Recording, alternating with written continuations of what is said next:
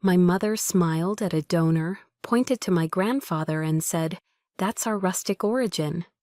Then she turned to me, her voice like ice.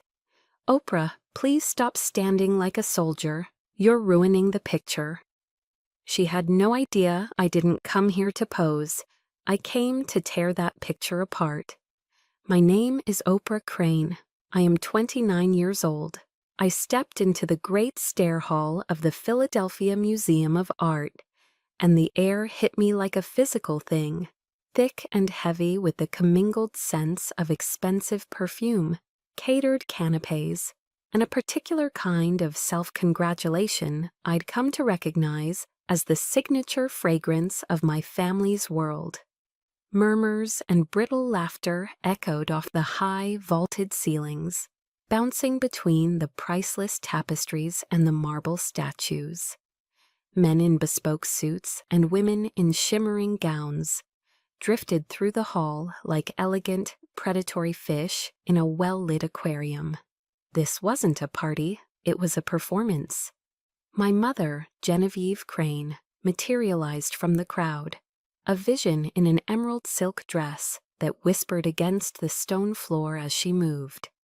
"Oprah, you made it," she said, her smile a perfect, polished curve that never once touched the cool assessment in her eyes. She gave my simple, dark gray suit a glance that was as swift as it was dismissive. "Do try to mingle, darling, and please don't stand at attention like you're on parade. You ruin the composition." She didn't wait for a reply, simply glided away, leaving a wake of chilled air behind her. Across the hall, my father, Harrison Crane, was holding court with a Pennsylvania state senator. He saw me, and his eyes flickered with a brief, almost imperceptible moment of recognition, before he gave me a short, sharp nod. It was the same nod he gave the valet who parked his car or the waiter who refilled his water glass. An acknowledgement of service, not of kinship. My brother Spencer, the self-anointed brand strategist, was a few feet away, pontificating to a cluster of young, adoring women about leveraging brand synergy in the non-profit space. He was selling them air, and they were buying it by the gallon. I knew with a certainty that settled deep in my bones that I did not belong here. I was a foreign object, a miscalculation in their carefully curated world. My posture was too straight, my gaze too direct, my tolerance for insincerity worn down to nothing by years of service. I was here for one reason and one reason only: my grandfather. As a United States Army officer, a graduate of West Point, I was trained to identify and confront the enemy. I had just never been taught that the most dangerous enemy, the one you could never truly turn your back on, sometimes shares your last name. I finally spotted him. My grandfather, Silas Croft, was seated at a small solitary table, tucked away behind a towering abstract sculpture of twisted steel. He looked small and out of place in his best suit, a decade old but impeccably clean and pressed. A sturdy oak tree in a forest of decorative plastic, and then I saw it. Propped on the white linen tablecloth in front of him was a small, transparent acrylic plaque. The words, precisely etched by a laser, seemed to burn into my retinas. Silas Croft, Rustic Origins, Rustic Origins. The words weren't a tribute, they were a label, a classification. It was the kind of intellectual dismissive cruelty my mother specialized in. She had turned my grandfather, the man who taught me the meaning of honor, into an exhibit. A quaint artifact from her past, put on display to highlight how far she had come. My stomach tightened into a cold, hard knot. Just then, I saw my mother gesturing toward him as she spoke to a severe-looking art critic from New York. "That's my father," I heard her say, her voice carrying across the polished floor. "A simple carpenter. We've come a long, long way, haven't we?" They shared a laugh, a dry, sophisticated sound that dripped with condescension. It was a joke, and my grandfather was the punchline. I turned my gaze back to him. He hadn't heard them, or perhaps he had chosen not to. I watched as he quietly, deliberately, reached out with a hand gnarled and calloused from a lifetime of working with wood. A hand that had built, repaired, and created. He didn't smash the sign or protest. He simply took it. And with a quiet dignity that was more powerful than any shout, he turned it face down on the table. That single silent act of accepting the insult, of absorbing it without complaint, was more devastating than 1,000 angry words. It felt like a fist closing around my heart, squeezing the air from my lungs.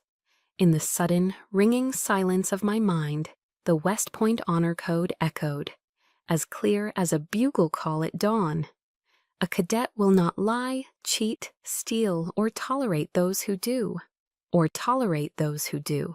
I could not tolerate this, not for one more second. The fury that had been building inside me didn't explode into a scream. It solidified. It froze into a single, clear objective. I began to move, my steps measured and purposeful. I walked over to the coat check, retrieved the old, worn cardigan I'd helped him put on earlier, and returned to his side. I gently draped the soft wool over his shoulders. "We're going home, Grandpa," I said.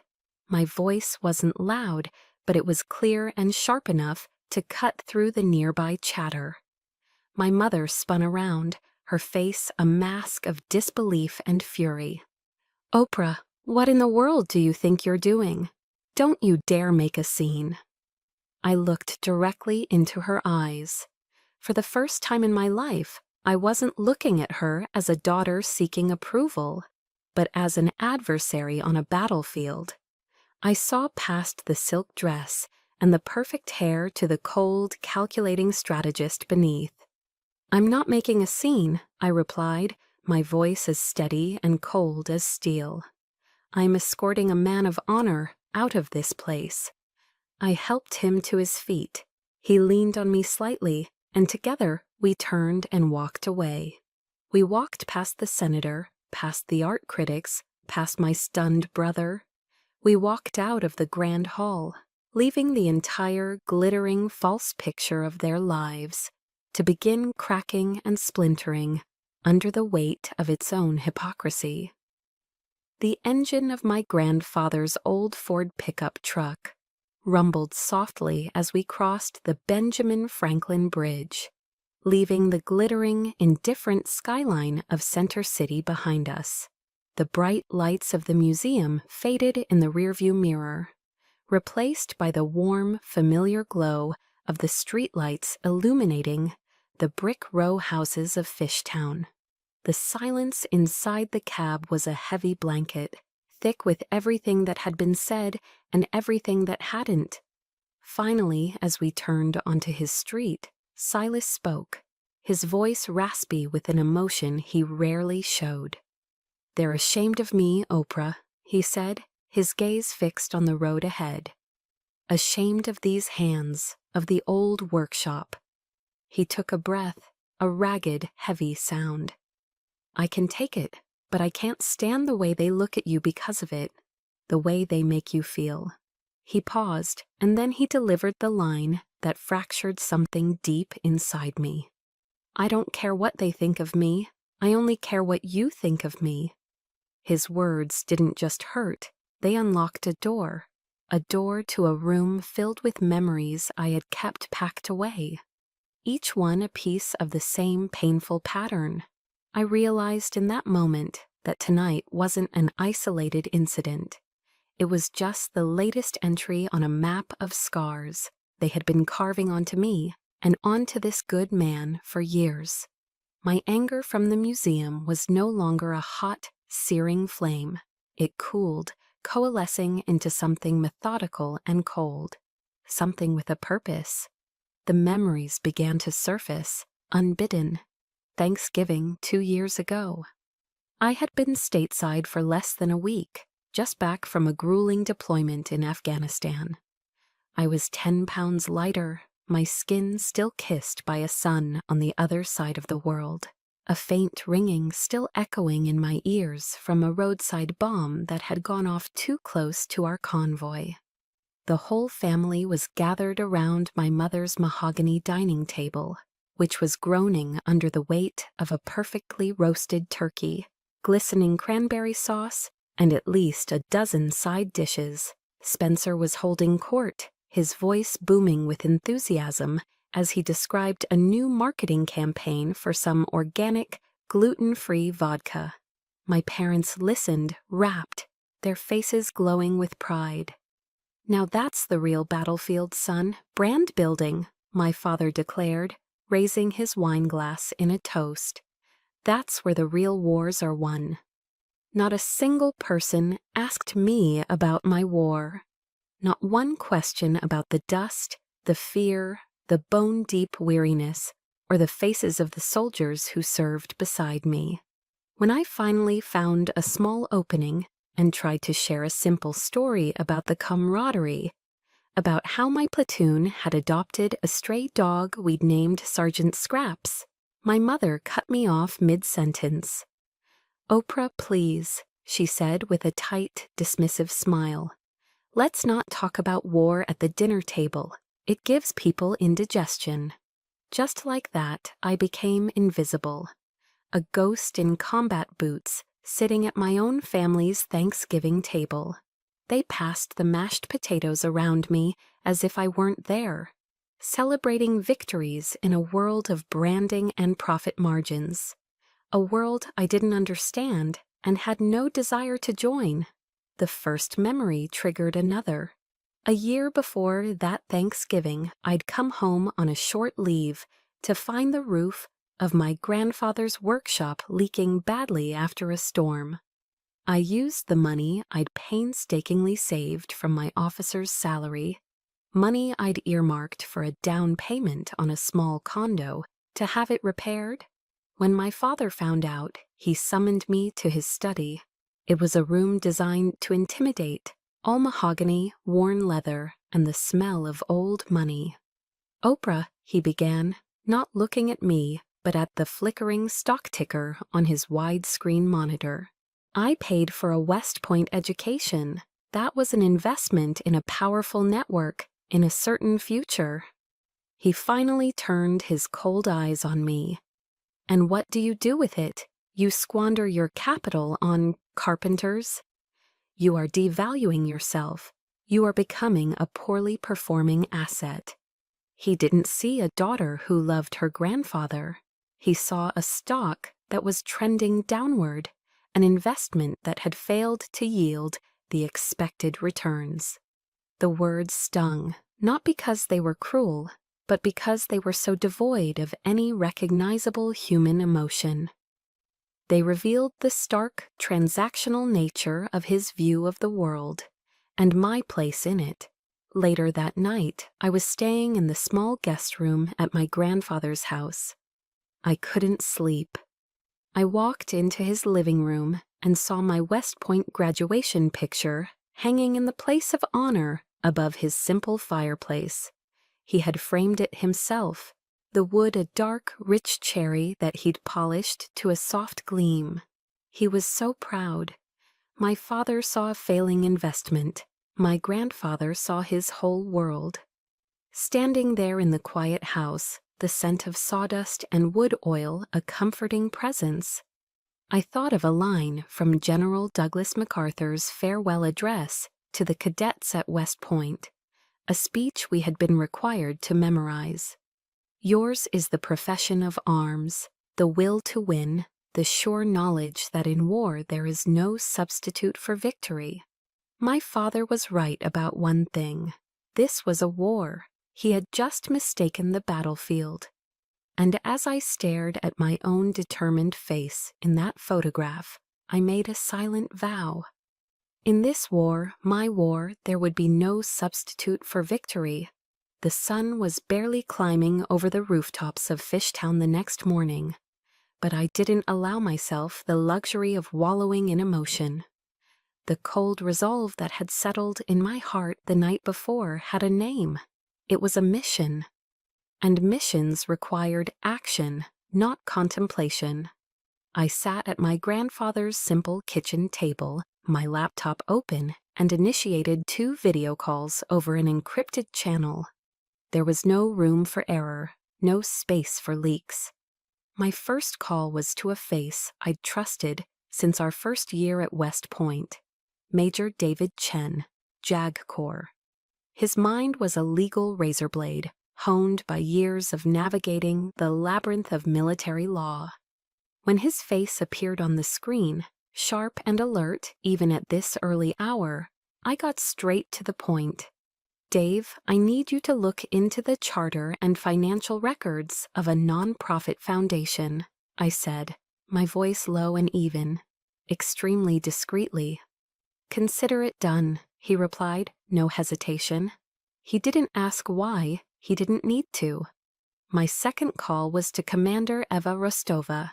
We had served 2 tours together in Iraq, sharing stale MREs in the back of a Humvee while analyzing intelligence that meant the difference between life and death. If anyone could follow a money trail through the dark, she could. Ava, I said, the moment her face, framed by dark, serious hair, came into focus. I need a full financial workup, cash flow, expenditures, vendor contracts, everything you can find on the Crane Endowment for Artisans. Give me 48 hours, she said, her eyes already distant, her analyst's mind likely building the search parameters. That was it. No questions, no doubts. In our world, a request from a trusted comrade was a command. This was my real family, my chosen family. A family forged not by blood and social contracts, but by shared risk, unwavering loyalty, and the kind of trust that is earned under fire, not signed over in a boardroom. It was a foundation built on rock, not the shifting sands of my parents' ambition. Later that day, feeling the first stirrings of a concrete plan, I sat down with my grandfather in his workshop. The air smelled of pine shavings and linseed oil, a scent that had always meant safety and truth to me. I told him what I had set in motion. I told him I was going to challenge my parents for control of the endowment. He was silent for a long time, his gaze lost somewhere in the grain of the workbench he was sanding. Finally, he wiped his hands on a rag, sighed a breath that seemed to carry the weight of decades, and walked into the small back room he used as an office. He returned a moment later, carrying an old, hand-carved wooden box. He placed it on the bench between us. "They're going to use this against you, Oprah," he said, his voice heavy with a weariness that went beyond physical exhaustion. He opened the lid. Inside, nestled on a bed of faded velvet, was a sheaf of yellowed documents, bound by a brittle rubber band. It was an agreement, signed and notarized 15 years ago. My grandmother, Martha, had been in the final stages of her battle with cancer. The insurance had run out, and the medical bills were piling up into a mountain of debt that threatened to swallow him whole.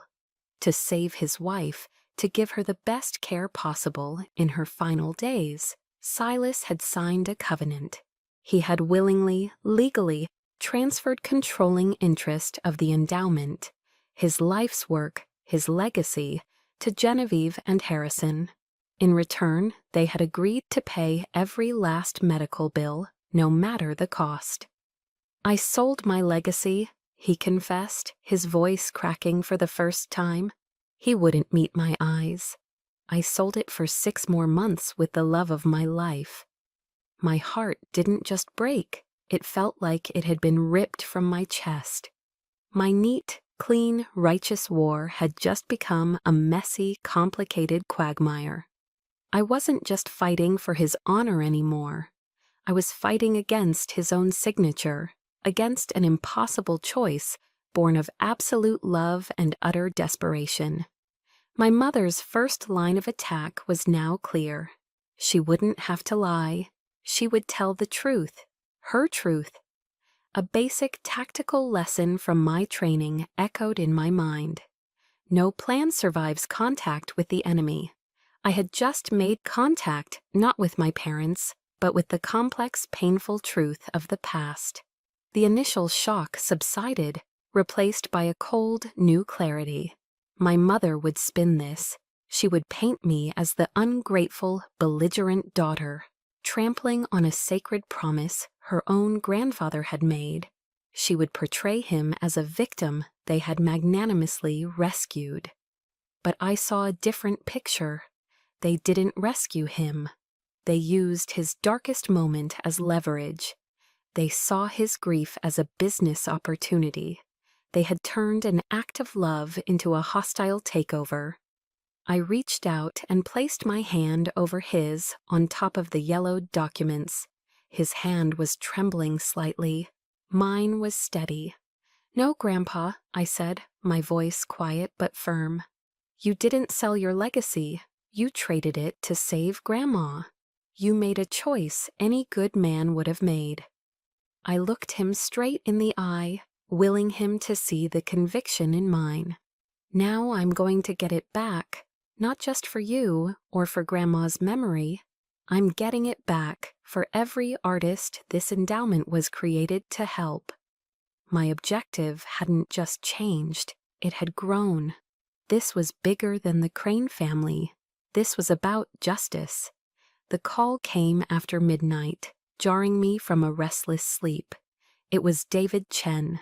His voice was sharp, stripped of all pleasantries. "Oprah, I found it. They're sloppy, arrogant and sloppy." I sat up in bed, instantly wide awake. "Talk to me, Dave." "Your mother has been paying herself a curation fee of $50,000 a year for exhibits that, as far as I can tell, never happened.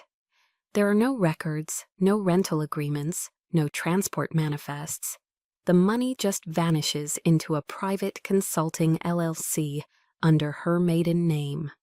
He continued, the words coming fast. "And your father has awarded over $250,000 in no-bid renovation contracts for endowment properties to a construction firm owned by his primary golf partner. The work was either never done or billed at 5 times the market rate." It was exactly what I suspected, but hearing it confirmed sent a grim satisfaction through me. But David wasn't done. "The real prize, though, is your brother." I could almost hear him smiling. Spencer's brand strategy firm was paid $280,000 last year for a digital rebranding and outreach campaign. That's when Eva's intel, which she had sent me an hour earlier, clicked into place. "Let me guess," I said, my voice tight. The campaign consisted of a website built on a cheap Wix template and a few TikTok videos of him drinking champagne at gallery openings. "You got it," David confirmed.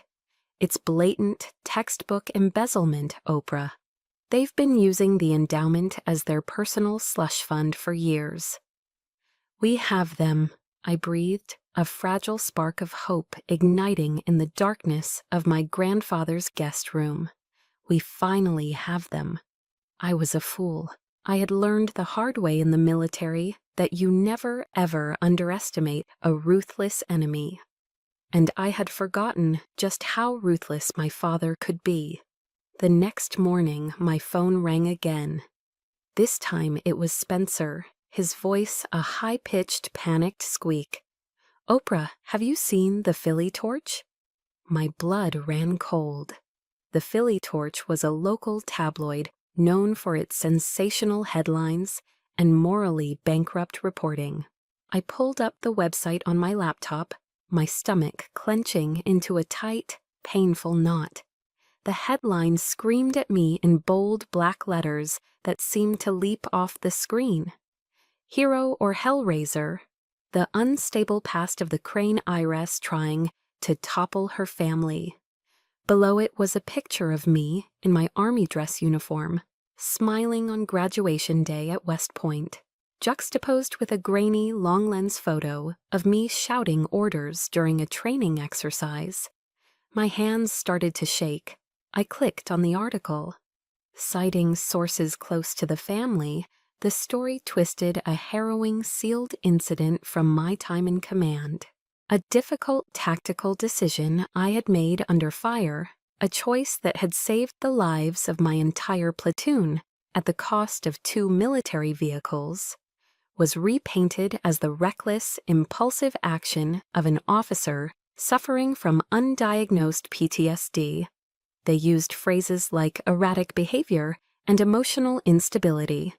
They weren't attacking the facts of my case against the endowment. They were attacking me, my mind, my service, my honor, the very things I had bled for. This was my father's work.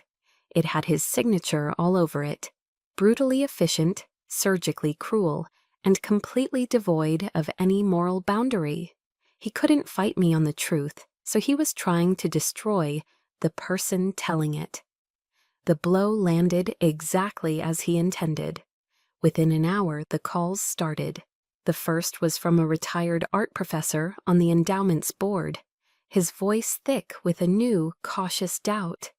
"Oprah, I saw this article. Perhaps we should postpone any drastic actions." Then a call from one of my grandfather's oldest friends, a fellow craftsman. "Are you all right, kid?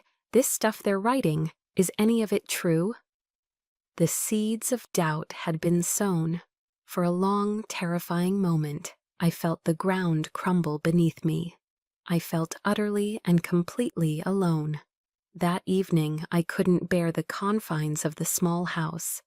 I went to the one place I knew I could think, my grandfather's workshop. I sat on a simple wooden stool, the familiar scents of pine, cedar, and linseed oil wrapping around me like a protective blanket. The silence was absolute, broken only by the hum of the old refrigerator in the corner. My righteous anger had been replaced by a hollow, aching void. My eyes fell on my grandfather's old, leather-bound Bible, sitting on the edge of his workbench, right next to a set of his favorite chisels. Its cover was worn smooth by his hands. I picked it up. It fell open to a page in Proverbs, a passage he had underlined in pencil years ago. I ran my finger over the words, reading them aloud in the quiet workshop. "The wicked flee when no one pursues, but the righteous are bold as a lion." The words settled in my soul. The fear, the doubt, the hollow ache, they all began to recede, replaced by something hard and clear, a cold, righteous fury. My father thought he could break me. He thought he could use my past, my service, my scars as a weapon to silence me. He was wrong. Perhaps you, listening to this, know what that feels like. The feeling of having your own story, your own pain, twisted and used against you by the very people who should have protected you. At that moment, I knew I wasn't just fighting for an endowment anymore. My father hadn't broken me. He had just handed me a new weapon. He had given me another reason to fight, and another war to win. This was no longer just for my grandfather's legacy. It was for my own honor, and for the honor of every soldier who has ever been told that their scars made them weak. The bold defiance I'd felt in the workshop began to curdle into a tense anxiety over the next 24 hours. My father's media assault was just the opening salvo. I was waiting for the main attack. It came, as usual, in the form of a phone call from David Chen. His voice was tight as a drumhead. "Oprah, it's worse," he said, skipping the pleasantries. "It's much worse." "What did you find, Dave?" "It's what I didn't find at first. It's a recent amendment to the endowment's bylaws, buried in 40 pages of legal jargon. My God, your father is brilliant in the most evil way possible." He took a breath. He's installed a poison pill. The term was familiar from my business ethics class at West Point, a defensive strategy used by corporations to fend off takeovers. Explain, I said, my mouth suddenly dry. It's a kill switch, Oprah. The clause states that in the event of a failed hostile takeover attempt, which is how he'll legally define your challenge, the endowment's entire asset portfolio is to be immediately liquidated. Every stock, every bond, every piece of property. I felt the blood drain from my face. Liquidated and sent where? That's the beauty of it, David said, his voice dripping with cynical admiration. The funds are to be transferred, in their entirety, to a single beneficiary organization, the Keystone Foundation for Civic Arts. Eva's intel flashed in my mind. She'd flagged that name.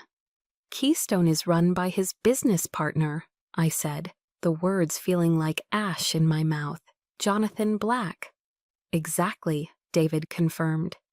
Your father has rigged the game. He isn't just planning to win. He's ensuring that if he can't have the endowment, no one can. He'd rather burn it to the ground and hand the ashes to a friend than let you save it. The room started to feel small, the walls closing in. The weight of it was crushing. Failure was no longer just a personal defeat. It was the absolute, irreversible annihilation of my grandfather's entire legacy.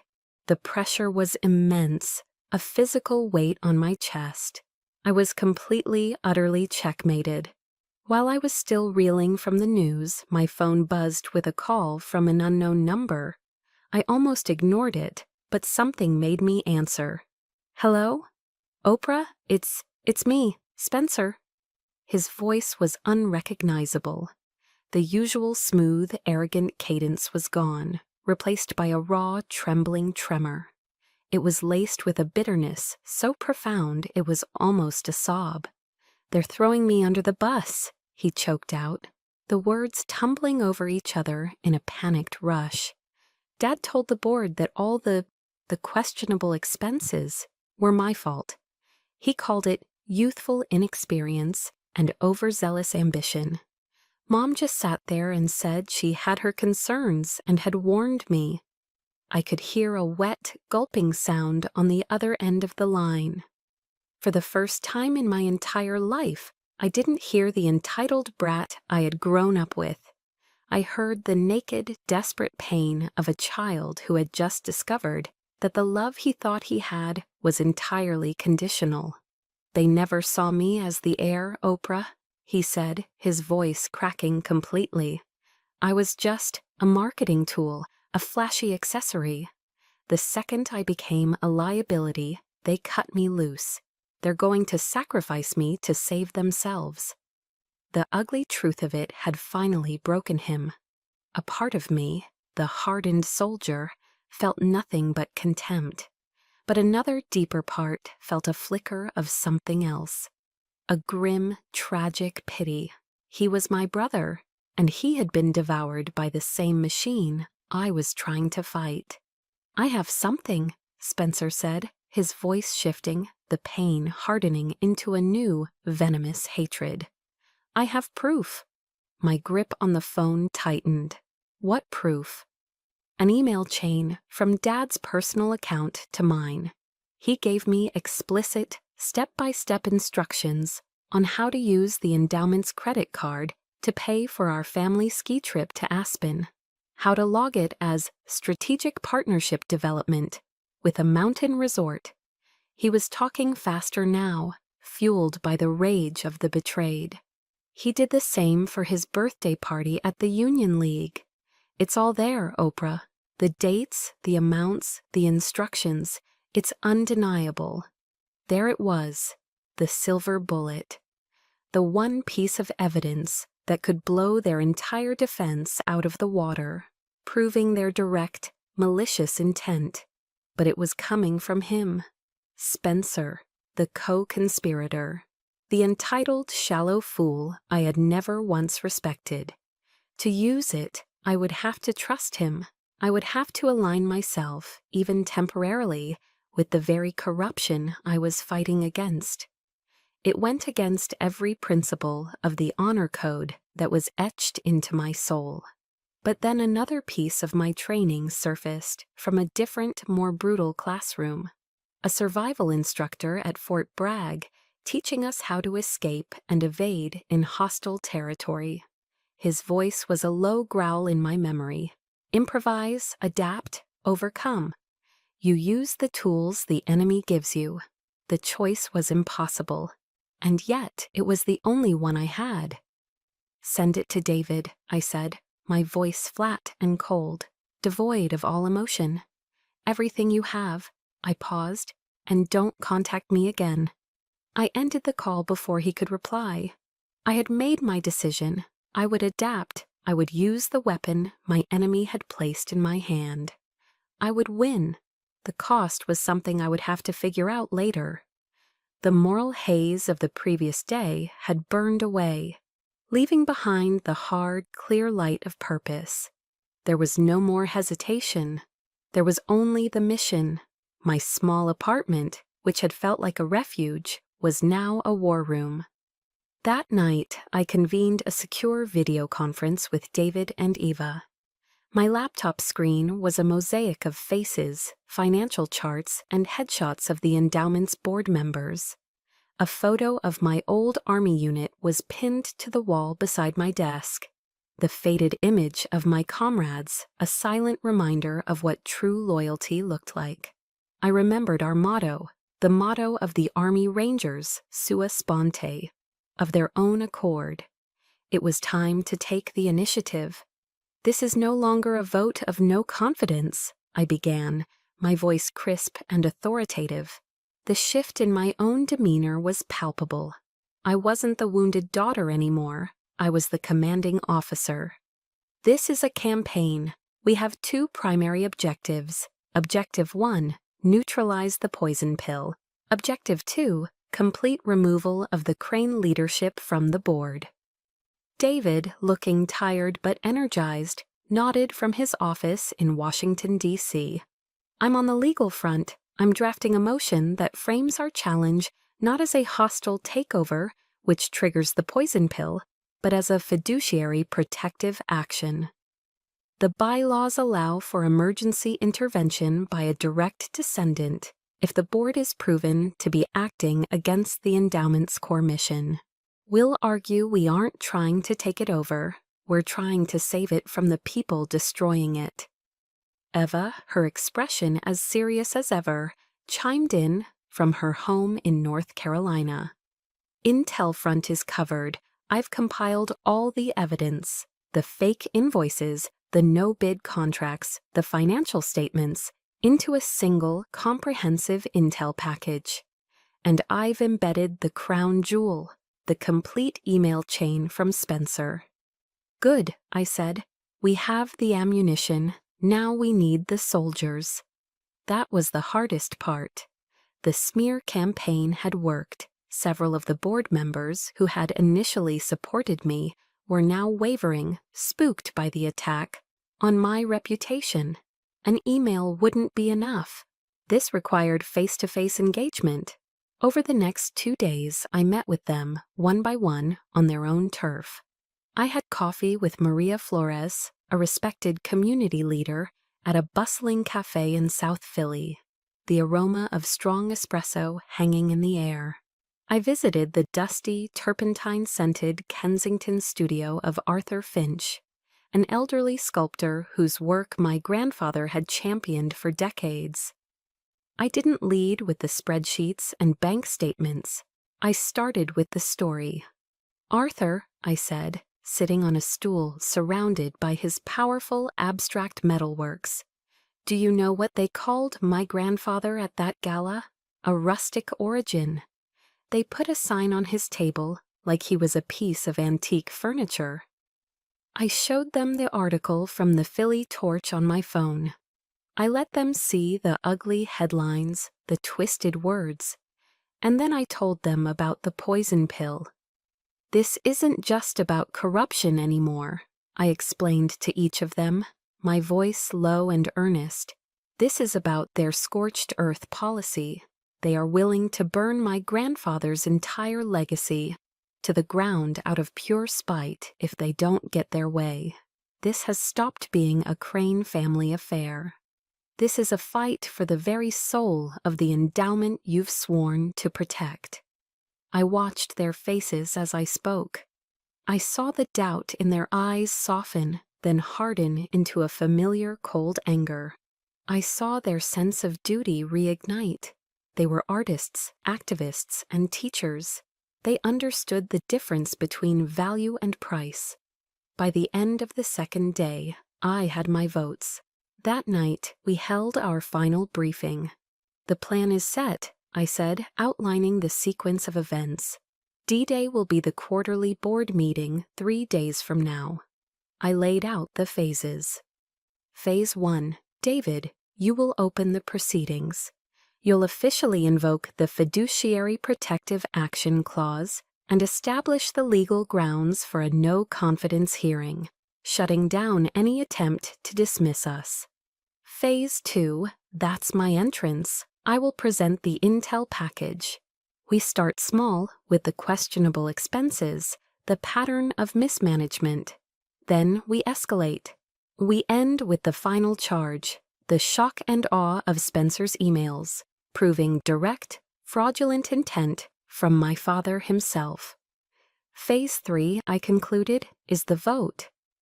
The screen was silent for a moment as they both processed the finality of it. This was it.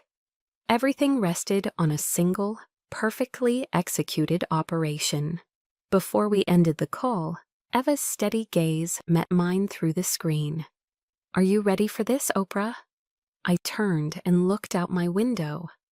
Across the river, the lights of Center City twinkled. I could just make out the top of the skyscraper that housed the endowment's offices, the place where they thought they were safe, untouchable. I was made for this, I replied, and it was the truest thing I had ever said. The battle of my life was about to begin, and for the first time, I was marching toward it of my own accord. D-Day. I arrived at the downtown skyscraper 15 minutes early. The conference room was on the 40th floor, a glass and steel box with a panoramic view of Philadelphia. It was a room designed to make people feel small. Today, it would be their stage for the same purpose. I was wearing a charcoal gray suit, tailored with military precision. It was my armor. I walked past the chairs, arranged along the walls for guests and observers. Without breaking stride, I went directly to the long, polished mahogany table and sat down in the high-backed leather chair at its head.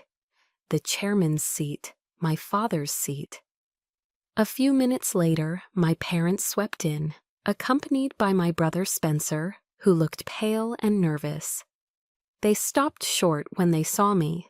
My mother's perfectly made-up face tightened with fury. "Oprah, what is the meaning of this?" My father, Harrison, growled, his voice a low threat. "This is a closed board meeting. Get out of that chair." I didn't answer. I simply looked at him, my expression unreadable. As I held his gaze, a lifetime of intimidation and dismissal evaporated. I was no longer afraid of him. Right on cue, the door opened again. David Chen entered, carrying a stack of thick black binders.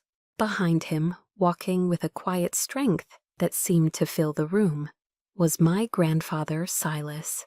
He met my eyes, gave a slow, deliberate nod, and took the empty seat to my right. David began placing a binder in front of each board member as they filed in. The tension in the room was thick enough to taste. "Good morning," David said once everyone was seated, his voice calm and clear, cutting through the strained silence.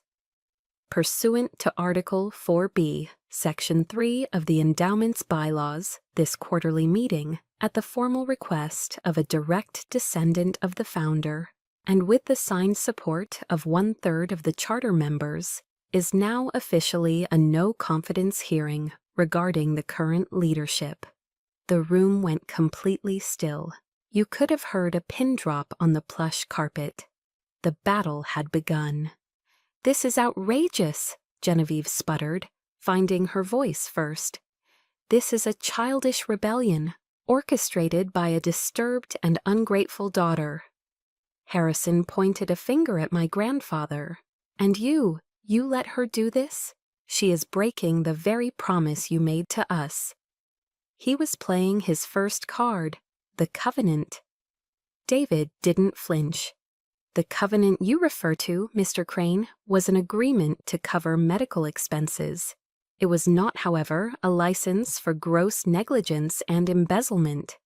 The word embezzlement hung in the air like a toxin, and then I took command. "If everyone could please direct your attention to the screen," I said, my voice steady. I clicked the remote in my hand. The large monitor at the end of the room lit up. I didn't start with the knockout punch. I started with 1,000 cuts. One by one, the slides appeared. A bank statement showing a $50,000 curation fee paid to a shell corporation owned by my mother. An invoice for a non-existent art exhibit. A no-bid contract for roof repairs on an endowment property, awarded to my father's golf partner for an astronomical sum. With each slide, I could feel the atmosphere in the room shift from surprise to confusion to a cold, simmering anger. My parents tried to object, to dismiss it as creative accounting, a standard operating procedure. Their voices grew louder, more frantic, but the evidence was relentless. I saved the silver bullet for last. "And finally," I said, my voice dropping slightly, drawing every eye in the room, "the question of direct, fraudulent intent." I clicked the remote one last time. An email appeared on the screen, projected for all to see. The sender, Harrison Crane. The recipient, Spencer Crane. The subject, Aspen Getaway. The text of the email was brutally clear. It was a step-by-step instruction from my father to my brother on how to charge their entire family ski vacation, including flights, hotel, and ski rentals, a sum totaling over $30,000, to the endowment's corporate account, and how to log the expense report as donor outreach and strategic partnership development. A collective gasp went through the room.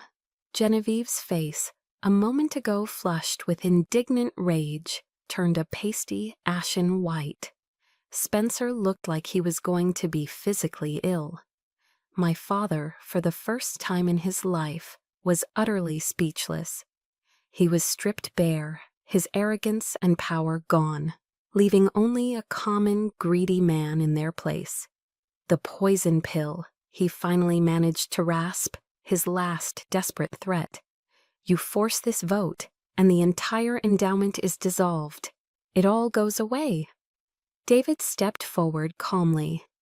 "That clause, Mr. Crane, only applies to a hostile takeover.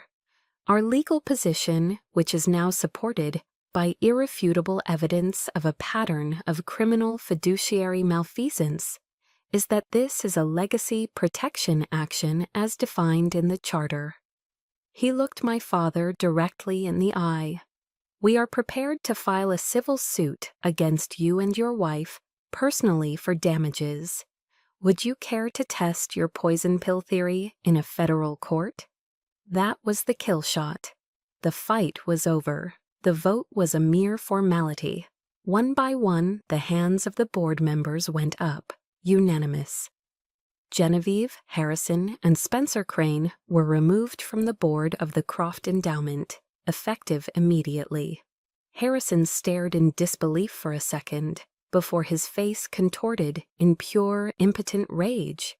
He slammed his fist on the mahogany table, the sound echoing through the silent room.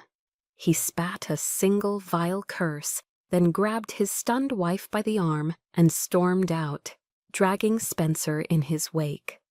I didn't feel the surge of triumph I had expected. There was no elation, only a vast, quiet emptiness, and the profound sense of a great weight being lifted. A sense of order, finally, being restored. I turned and looked at my grandfather. For the first time in weeks, his shoulders weren't hunched with worry. They were relaxed. He reached over and placed his hand on mine, and in the silence of that boardroom, he smiled. The victory in the boardroom was not a loud, triumphant explosion. It was a quiet, seismic shift, and the aftershocks radiated outward immediately. The news broke like a dam bursting. Within hours, Barker Crane endowment scandal was trending nationwide on Twitter, right alongside Wow Art of Deception. The Philadelphia Inquirer ran a scathing front-page exposé, detailing years of financial abuse. Major donors, the same people who had smiled and shaken my parents' hands at galas, issued public statements, swiftly and surgically severing their ties. The pristine, carefully curated image of the Crane family didn't just crack. It disintegrated into dust overnight. My phone became a relentless source of noise. Calls from journalists, emails from publishers offering book deals. An inquiry from a producer about life rights for a streaming series. I deleted them all. This wasn't a story to be sold or sensationalized. It was a house that needed to be cleaned, a wound that needed to be cauterized. A few days later, I sat alone in the endowment's main office, my father's old office.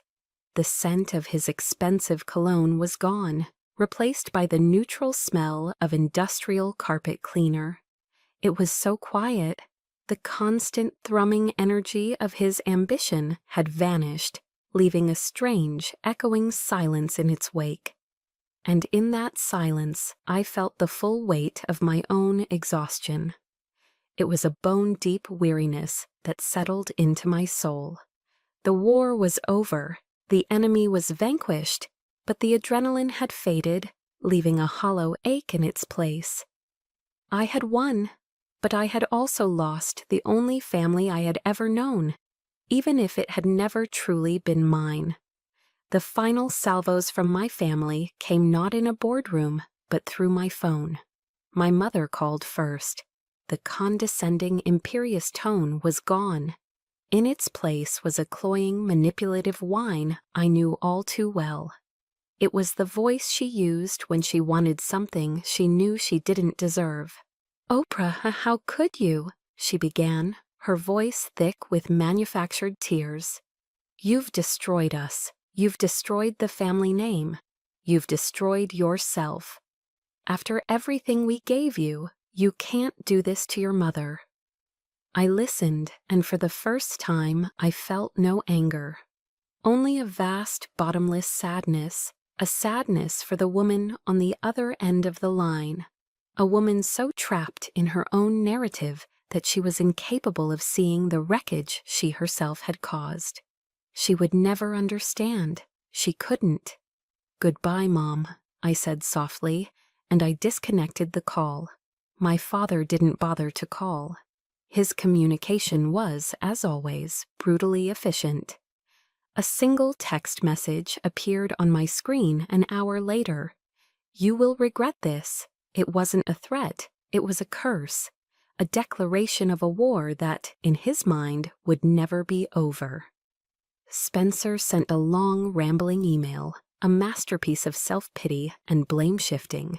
It was a pathetic, meandering account of how he was the true victim in all of this. I read them all. I let their final, toxic words wash over me one last time. Not to engage, not to argue, but to bear witness. To acknowledge the final, crumbling pillars of a house I could no longer live in. It was time to close the doors, all of them. In my mind, I heard a prayer I remembered from a service at West Point, a prayer by the theologian Reinhold Niebuhr. "God, grant me the serenity to accept the things I cannot change." My family, I realized, was something I could not change. That night, I returned to my small apartment in Fishtown. I went to my closet and pulled out a small shoebox from the top shelf. Inside were a few items from my childhood, all gifts from my mother. A delicate silver bracelet she had given me for my 16th birthday. A heavy, glossy art book on Italian Renaissance painters.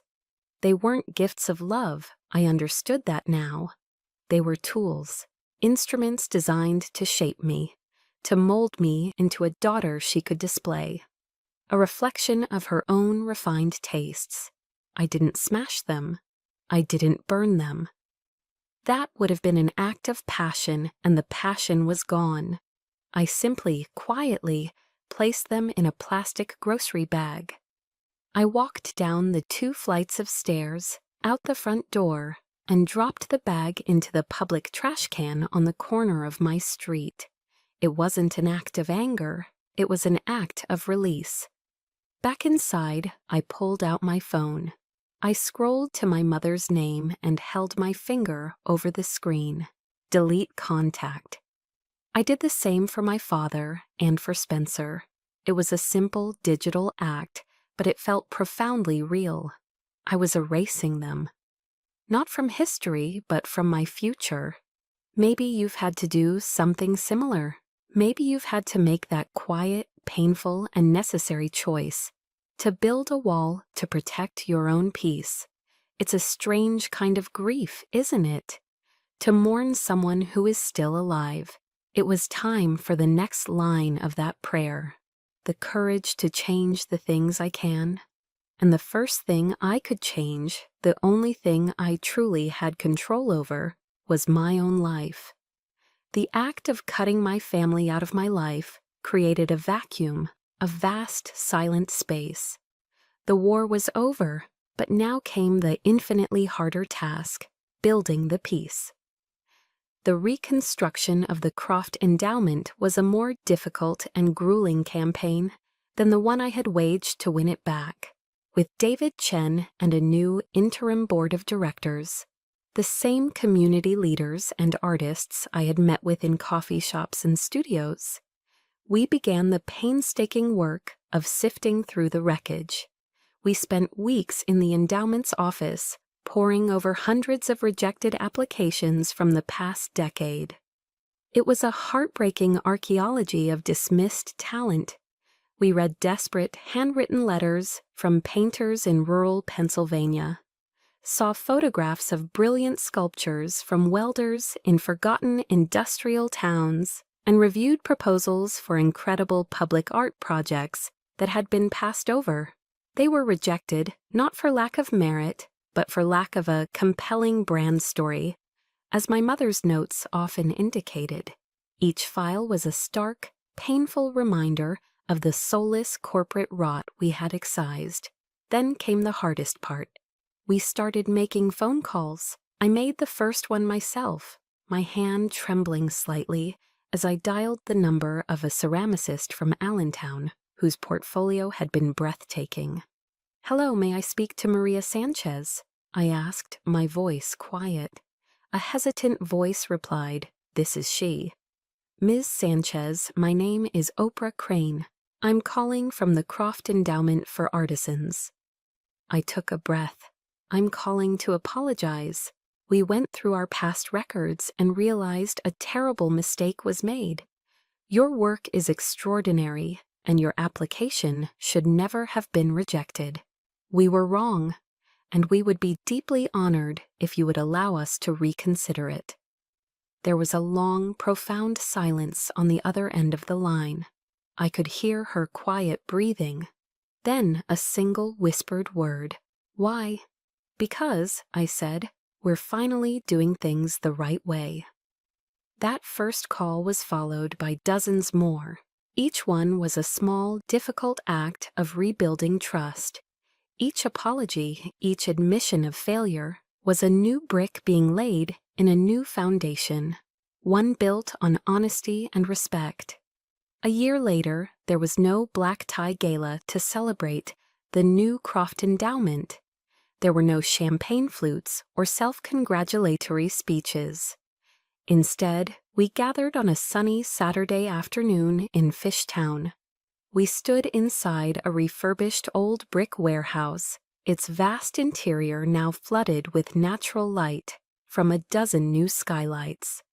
The air was filled with the clean, sharp scent of fresh pine and sawdust. This was the new heart of the endowment. This was the Silas Croft Workshop. Instead of funding galas, we had used the endowment's capital to create a fully funded, shared workspace for emerging artists and craftspeople. It offered state-of-the-art tools they could never afford on their own: planers, lathes, kilns, welding equipment, along with a steady supply of materials, and most importantly, mentorship from established artisans. My grandfather was there. He was frailer now, leaning on a simple cane he had carved himself, but his eyes were bright. He walked slowly through the bustling space, running his gnarled hand over the smooth cast-iron bed of a new table saw. He watched a young woman carefully turning a piece of maple on a lathe, shavings flying from her chisel. He didn't say much. He didn't need to. I saw the unshed tears glistening in his eyes. I hadn't commissioned a bronze statue in his likeness or put his name in gold letters on a marble wall. I had given back to the world the very thing he had given me: the chance to create something true and beautiful with one's own two hands. That was his real monument. Silas Croft passed away peacefully in his sleep 1 year after the workshop opened. His memorial was not held in a grand church, but right there in the workshop he loved, surrounded by the scent of wood and the works in progress of a new generation.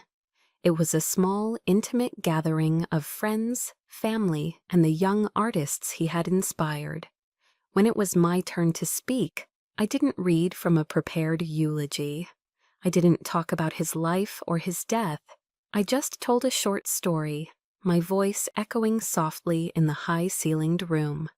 My grandfather taught me many things, I began, looking out at the small crowd. But he didn't teach me how to be a soldier. He taught me how to be a builder. He taught me about choosing the right material. He taught me about the importance of a solid foundation. He taught me that a straight, true cut is an act of honesty. And he taught me that the strongest joints are the ones that fit together perfectly, without force. I paused, looking over at the simple, beautiful pine casket his students had built for him.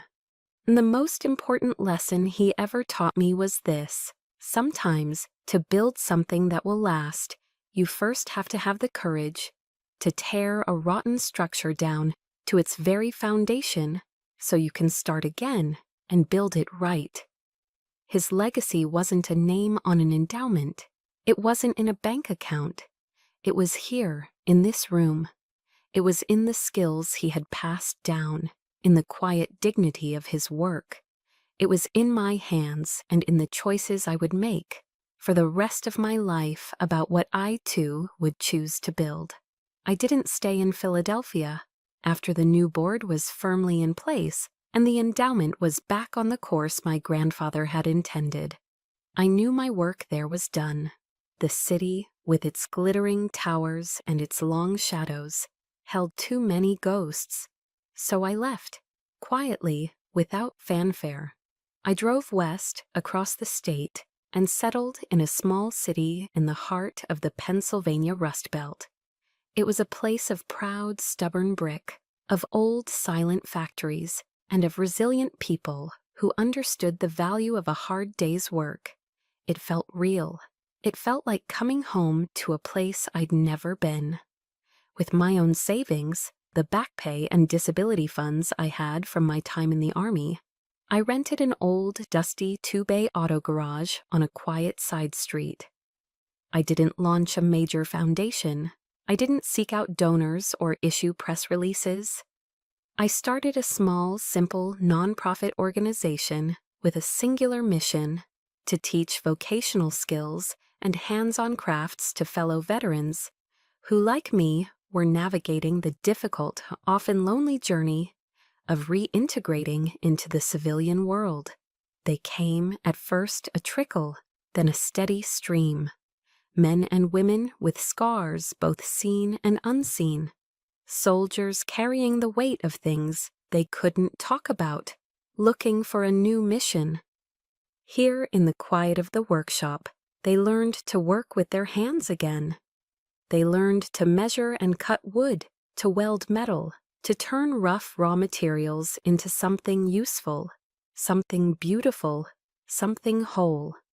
It was a place where the noise in their heads could finally be silenced by the focused whine of a table saw or the rhythmic rasp of a hand plane. I named the organization the Croft Bench. It wasn't just a name, it was a philosophy, a guiding principle. My grandfather's workbench was the center of his world. It was where he worked, yes, but it was also where he thought, where he rested, and where he taught. It was a place of creation and community, and so is ours. At the Croft Bench, there are no ranks, there are no resumes, no questions about what you did or saw over there. There are only hands at work, the smell of fresh coffee brewing in the corner, and stories shared in low voices over the hum of machinery. It's a place where you can be broken and still be a builder. One afternoon, a young Marine sergeant, a kid who had lost his left leg to an IED in Fallujah, finished his first project. It was a simple, sturdy stool made of solid oak. He had struggled with it for weeks, his frustration at times so thick you could feel it in the air. But he never quit. He ran his hand over the top, which he had sanded to a glassy smoothness. He sat down on it, testing its strength. A slow, tentative smile spread across his face. He looked up at me, his eyes bright with a light I hadn't seen there before. "You know, Captain," he said, his voice quiet, "for the first time in 5 years, I feel like I made something instead of broke something." A lump formed in my throat, hot and tight. I couldn't speak. I just nodded, and I knew with an absolute certainty that resonated in the deepest part of my soul that I had finally found my home. The Crane family name, I'm sure, still appears in the society pages of Philadelphia. Their legacy continues to be etched onto the marble plaques of museum wings and university libraries, a hollow monument to wealth and influence. My legacy, the true legacy of Silas Croft, is far more modest. It's a living thing. It lives in the smell of sawdust and linseed oil. It lives in the focused silence of a welder concentrating on a perfect bead. It lives in the quiet pride on a soldier's face when they hold up something they created with their own 2 hands. It is not a legacy of stone and steel, but of skill and solace, passed from one pair of hands to the next. I didn't tear down my family's world for revenge. That was a victory that would have tasted like ashes. I tore down a false and rotten structure because it was the only way to build something honest in its place.